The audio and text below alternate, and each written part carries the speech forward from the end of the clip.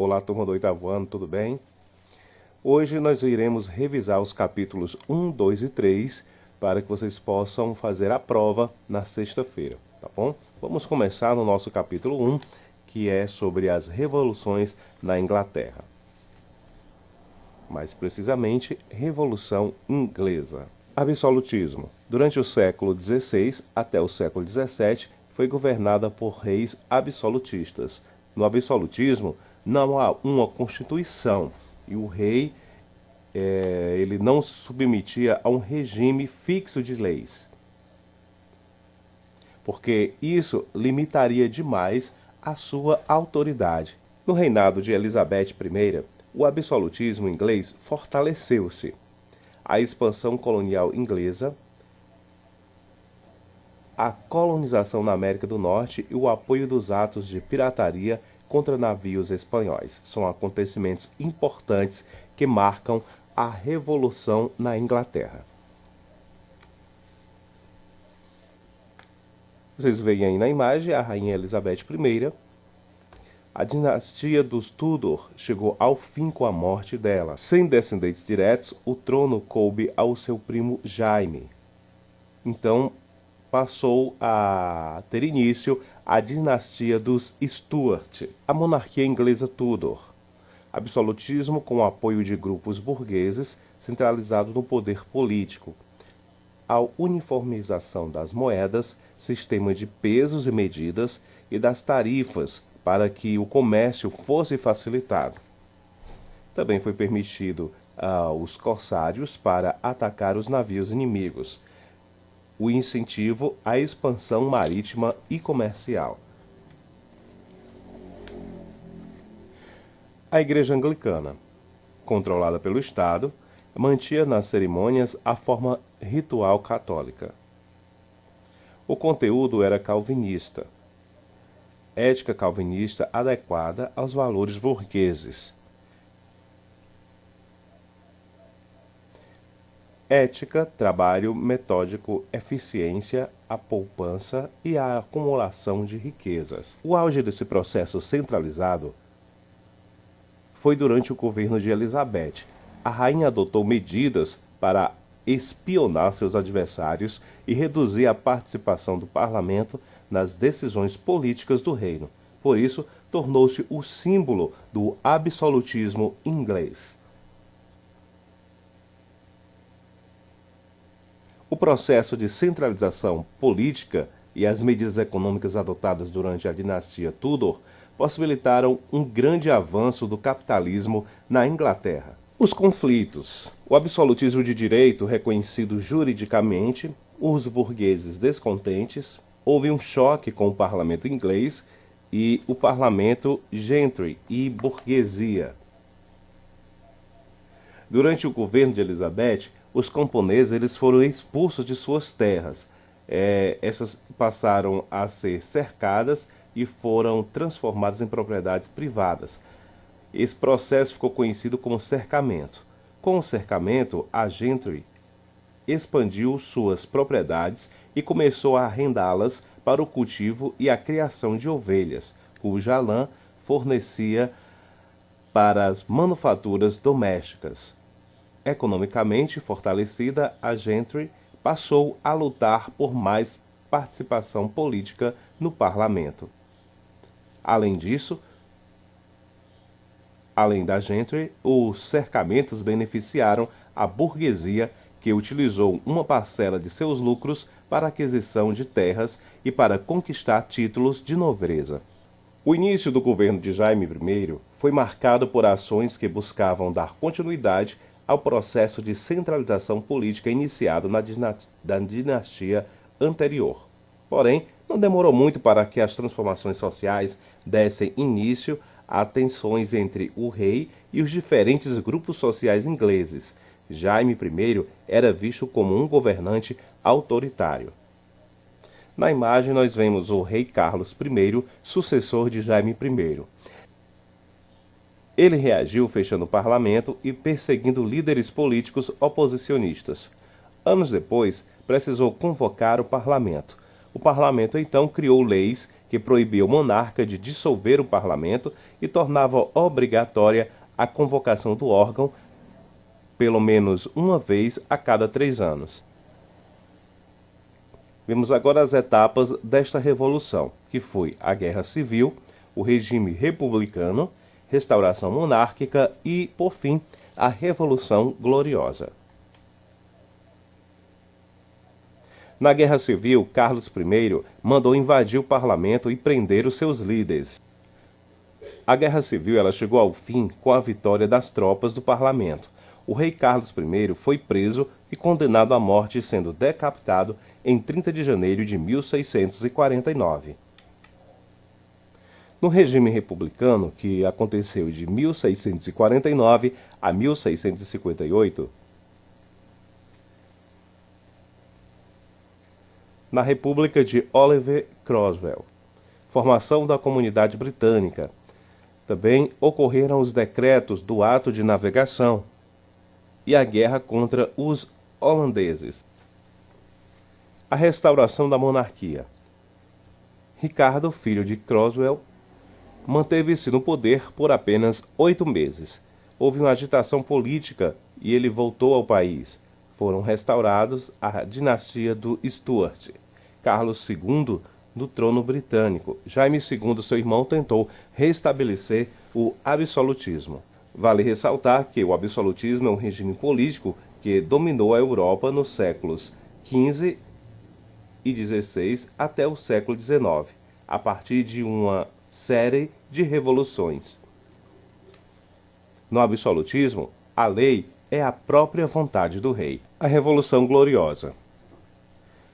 Ao assumir o trono, Carlos II, que governou de 1660 a 1685, ele se comprometeu a não realizar nenhum tipo de perseguição aos envolvidos na Revolução Puritana, concedendo uma anistia geral, adotou uma política de tolerância religiosa.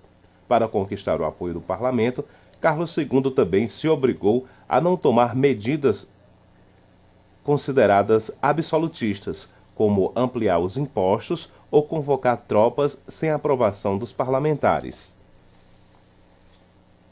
Com medo da volta do absolutismo, tiraram Jaime II do trono. O príncipe holandês Guilherme de Orange, casado com Maria Stuart, filha de Jaime II, assumiria o trono, respeitando o parlamento.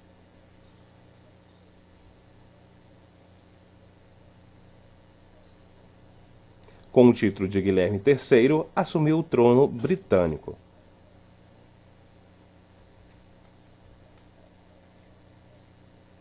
Estabelecia a superioridade da lei sobre a vontade do rei. Instalou-se, então, a monarquia parlamentar. Vamos agora, resumidamente, para o nosso capítulo 2, que é sobre a Revolução Industrial. Com a Revolução Gloriosa, a Inglaterra tornou-se o primeiro país a passar por uma revolução burguesa. Esse processo provocou a restrição dos poderes do rei e a alta nobreza e possibilitou o fortalecimento de outros grupos sociais, especialmente a burguesia. A Revolução Industrial foi um conjunto de mudanças que aconteceram na Europa nos séculos XVIII e XIX. A principal particularidade dessa revolução foi a substituição do trabalho artesanal pelo assalariado e com o uso de máquinas. Agora vamos ver alguns fatores que favoreceram essa revolução.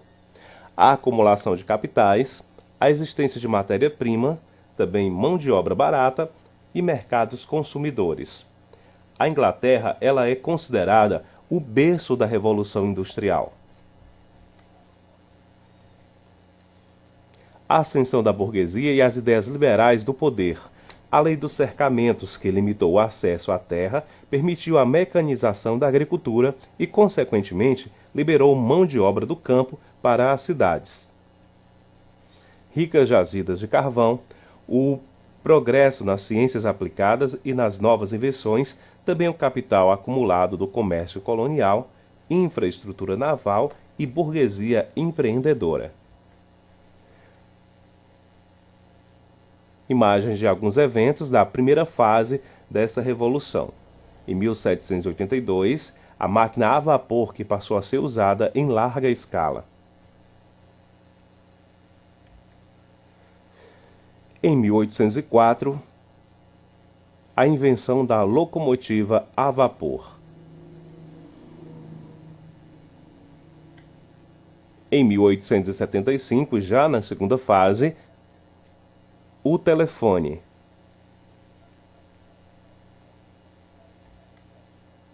Na segunda fase, em 1880, a lâmpada elétrica.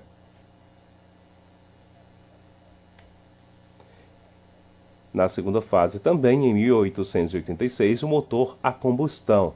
Nós podemos demonstrar através dessa tabela a primeira e a segunda fase e alguns materiais que eram utilizados nessas fases. Na primeira fase, o material industrial básico era o ferro. Já na segunda fase, era utilizado o aço. Como fonte principal de energia, era utilizado o vapor na primeira fase, já na segunda, a eletricidade e o petróleo. Na primeira fase, o setor predominante era o setor têxtil.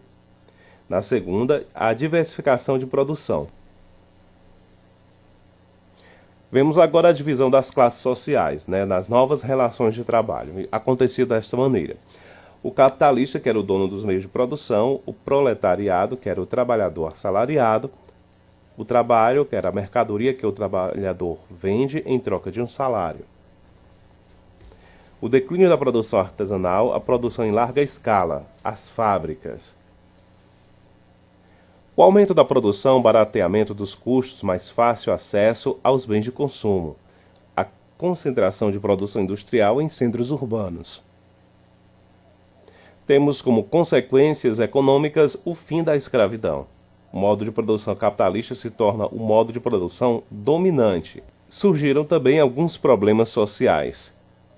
Jornada de trabalho de 15 a 16 horas por dia. Os salários, eles eram miseráveis e ofereciam péssimas condições de trabalho. Os salários eram pagos em vales, as habitações de péssimas condições, exploração do trabalho infantil e também feminino. O aumento do desemprego, exploração excessiva dos trabalhadores, surgimento de ideologias revolucionárias.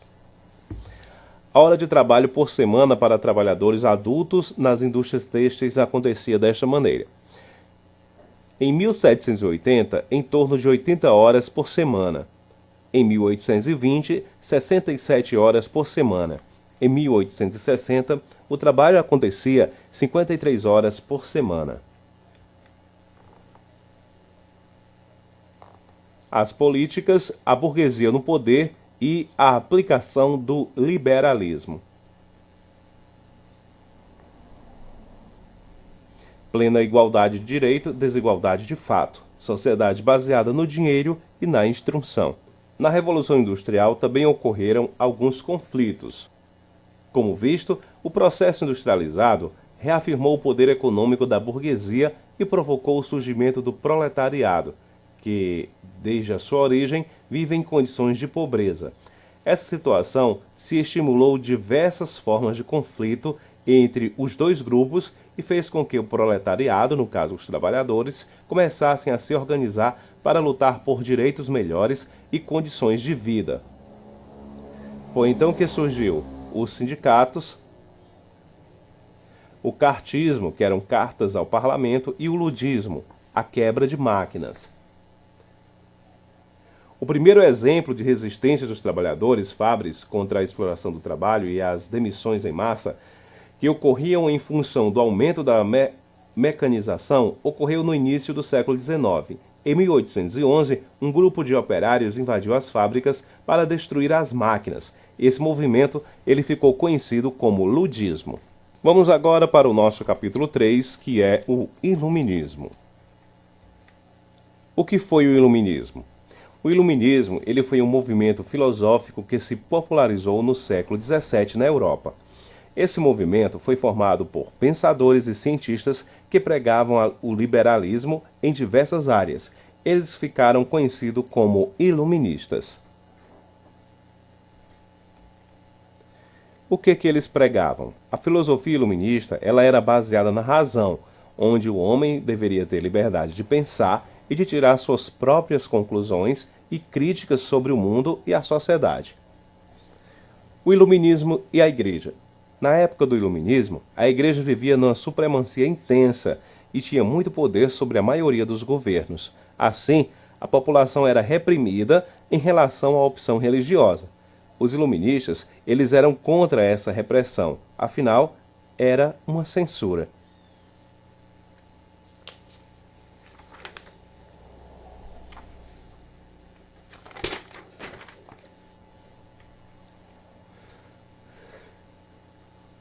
Podemos citar como principais iluministas René Descartes e Isaac Newton. Eles pregavam que o ser humano deveria ter a liberdade de raciocinar e tirar suas próprias conclusões sobre o mundo. Newton formulou teorias que estavam relacionadas à física quântica, à astronomia, que eram completamente controversas aos dogmas da Igreja. Os franceses Voltaire e Rousseau criticavam a Igreja, dizendo que a mesma mantinha o povo na ignorância. Também diziam que o governo deveria servir a população, realizando as necessidades que o povo pede. John Locke, ele foi um dos mais importantes iluministas. Ele defendia o direito de propriedade privada, onde os frutos do trabalho do cidadão deveriam pertencer ao mesmo, e apoiava os protestos contra os governos. Alguns iluministas tiveram ideias para a construção de uma nova sociedade. Essas ideias são seguidas até hoje por alguns países. Montesquieu foi um iluminista que se concentrou em criticar o poder absoluto dos reis.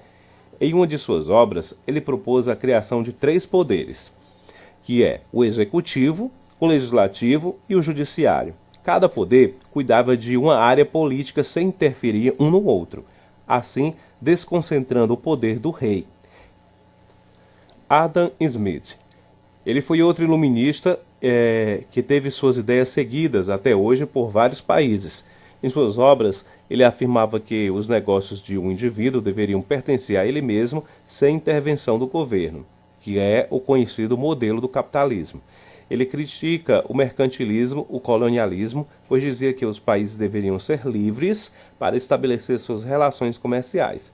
Ele é considerado o pai do liberalismo econômico. No liberalismo econômico, o Estado deveria permitir livre concorrência e livre estabelecimento de preço de mercadoria.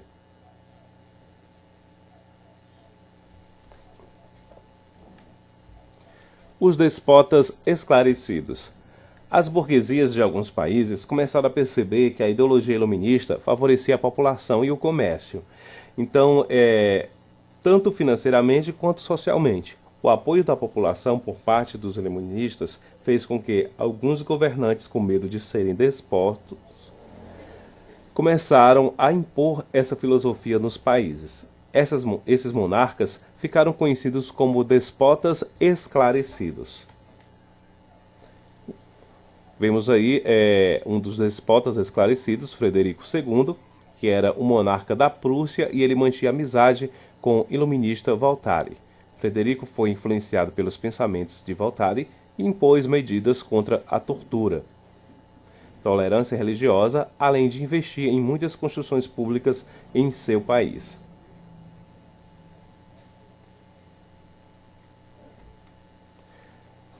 Outro despota é o Marquês de Pombal, que foi o símbolo do iluminismo em Portugal. Ele era o primeiro-ministro quando Portugal passava por uma crise econômica. Sua ótima administração financeira o fez subir de cargo com mais poder governamental e conseguiu combater o clero, que vocês lembram, né, que o clero é a igreja, e estimulou o comércio, a indústria, etc.